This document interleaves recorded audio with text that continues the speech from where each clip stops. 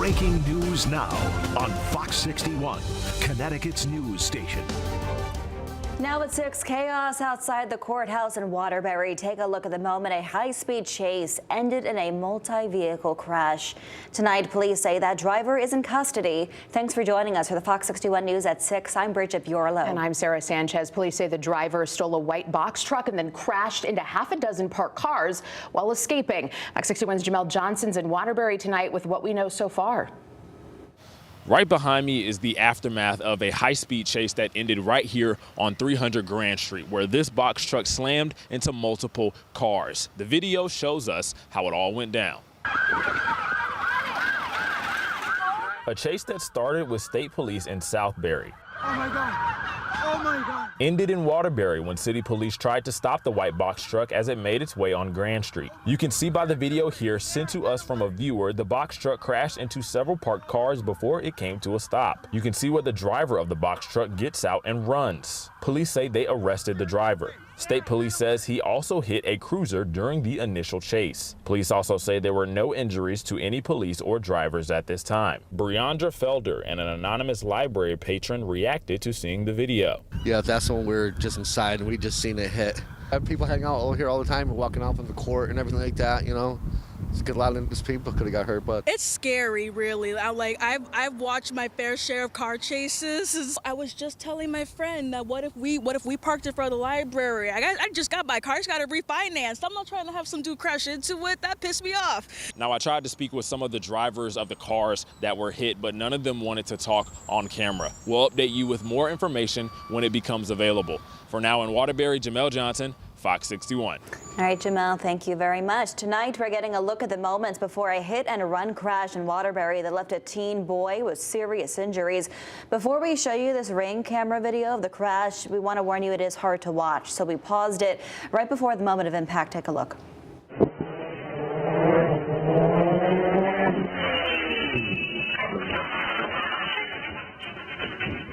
So in the video, you can see the 14-year-old boy cross Grove Street on an electric scooter. A person on a motorcycle hits him and then takes off. This all happened around 6 o'clock last night.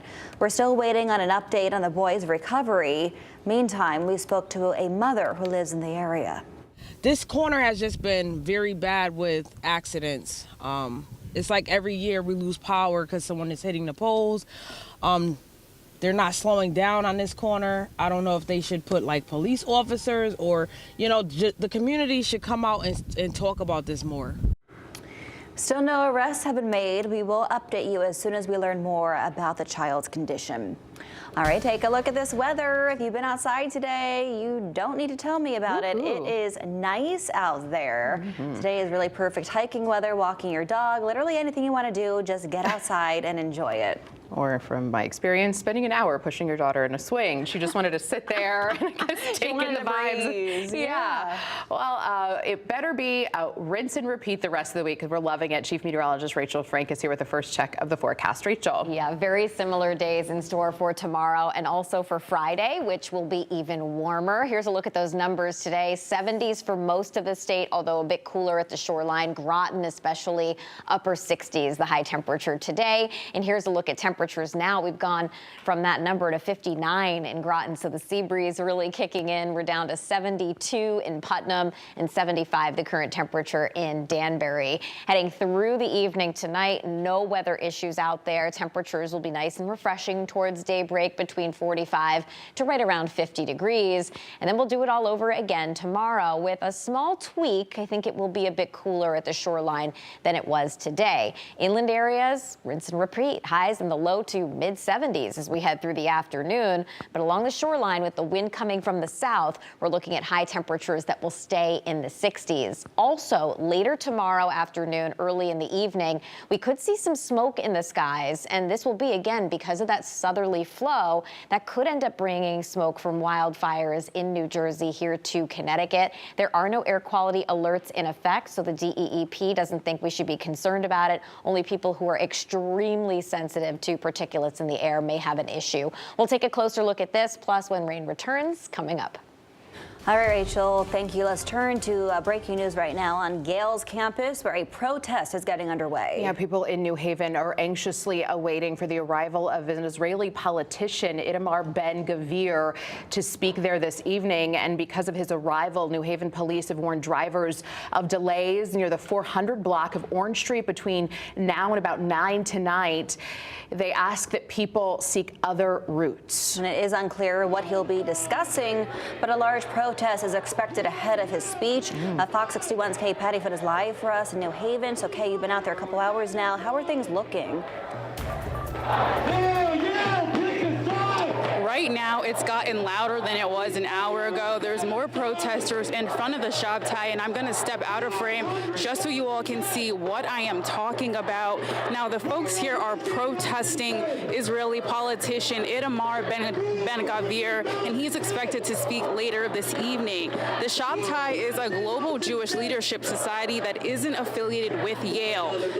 More protesters are expected to gather in front of the building on Orange Street. Some were here earlier, and they said they do not want the Israeli politician to come and speak tonight. Has incited hatred. He incited and supported violence against so many people, against the former Israeli Prime Minister Yitzhak Rabin. He supported murderers and violence, and it's not the kind of Judaism we believe in. It's not the kind of Zionism we believe in. It's not the kind of person we want here, and we think that he should leave.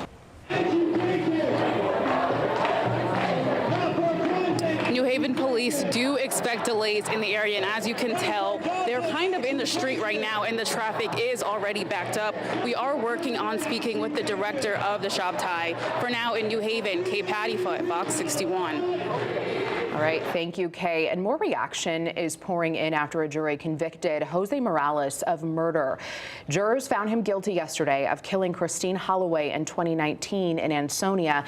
They also found him guilty of tampering with evidence, but their young daughter, Vanessa, is still nowhere to be found. The Ansonia Police Department released a statement today which reads in part, quote, "The entire Ansonia Police Department would like to thank the jury in the Morales case for their service and verdict in finding Jose Morales guilty. While the conviction of Morales closes one part of the case, we continue to investigate the disappearance of Vanessa Morales." We stream the Jose Morales trial from the beginning, and we'll bring you the sentencing live when it happens. You can watch it live for free on Fox 61 News on our app, or stream it on Fox 61 Plus, available now on Apple TV, Amazon Fire, or Roku. On Fox 61 Plus, watch us for free. Let's turn to more breaking news in Hartford. Connecticut Attorney General William Tung and other state attorneys general just announced they plan to sue the Trump administration to stop its tariff policy. The case challenges 4 President Trump's executive orders that claim the power to increase tariffs worldwide without congressional action. Other states involved in the lawsuit include Maine, New York, and Vermont. Tung released a statement on this moments ago. It reads in part, quote, "Trump's lawless and chaotic tariffs are a massive tax on Connecticut families and a disaster for Connecticut businesses and jobs. He is destroying our strong economy and robbing from working families to enrich his Mar-a-Lago billionaire cronies. The Constitution is clear. Trump has no authority to wage this business trade war, and we are suing in the Court of International Trade to stop this." Well, 2 firefighters are hurt and 2 people are without a home tonight after their garage fire spread to their house in Hartford. Fox 61's Alicia Hercules talked with neighbors who say they were worried when they saw what was happening. People in the neighborhood say they're heartbroken to see a fire destroy the home of such kind people. They're just loving, helping. I've been here 15 years. Anytime I could remember, I'm outside, whether it was cutting the grass, anything. Would come over and speak to you and help you in any type of way. Carmelita Quinones has lived in the neighborhood for more than 15 years and says as soon as she heard about the fire, she immediately feared for the family's safety. You know, overall just frightening, you know, hoping that this family that's so well known, we're okay. This rarely happens in this community, such a big, intense fire like this. Firefighters responded to a home on Newington Ave for a garage fire at around 5:30 Tuesday evening. By the time they arrived, the fire spread to the home and a nearby shed. Crews got the fire under control in a matter of minutes. One person was taken to the hospital for possible smoke inhalation. 2 firefighters sustained minor burns. Barnaby Jara has lived in the neighborhood for more than 15 years. He says he's never seen anything like this. This is the first time that I see a fire in the neighborhood. Jara says he fears that fires will happen more frequently because of the warmer weather. Just got to be careful, because this, even though the weather is nice, it's anything that goes out of control, especially with fire, can rapidly spread into a disaster. The cause of this fire is still under investigation. In Hartford, Alicia Hercules, Fox 61. A food pantry in New Haven that was put in jeopardy because of federal budget cuts is now able to expand. It's all thanks to a new partnership with the Community Soup Kitchen. Fox 61's Glenn Kittle shares how this new partnership is helping out those in need. Last month, the Integrated Refugee and Immigrant Service building in New Haven nearly closed its doors. However, the Community Soup Kitchen had other plans. The two groups will now team up to keep the pantry open. Community Soup Kitchen will operate it and take on the $4,000 in rent and other expenses. In January, Iris had its federal funding cut by around $4 million. Leaders tell me they expect a deeper cut next year. In an attempt to keep the food pantry running, Iris downsized its office space on Nickel Street and moved some activities to other locations to make sure folks remained fed. Leaders from both nonprofits are thankful to continue combating food insecurity while simultaneously expanding their services across the state.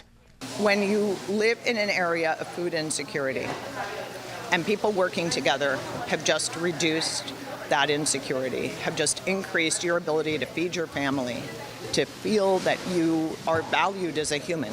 Food creates connection. We get to continue the mission of an organization that's been doing that for 47 years in New Haven, and we have committed donors, we have committed volunteers, we've got committed staff, and it means a lot that we as an organization can continue to do the work that we were chartered to do and expected to do, I think. With this new partnership, not only will the food pantry remain open for the more than 600 families it serves, it will also be able to serve hot meals for an additional 4 days each week. In New Haven, Glenn Kittle, Fox 61. All right, Glenn, thank you. New at 6, a Hampton public school teacher is on leave tonight after students found photos of them on an adult website. Hampton superintendent tells us they found out about this on Monday. She says students also share the website with other students. The administration reported this to the Department of Children and Families. In a letter sent out to parents, the superintendent asks parents to review internet safety with their kids. Now, this is under investigation.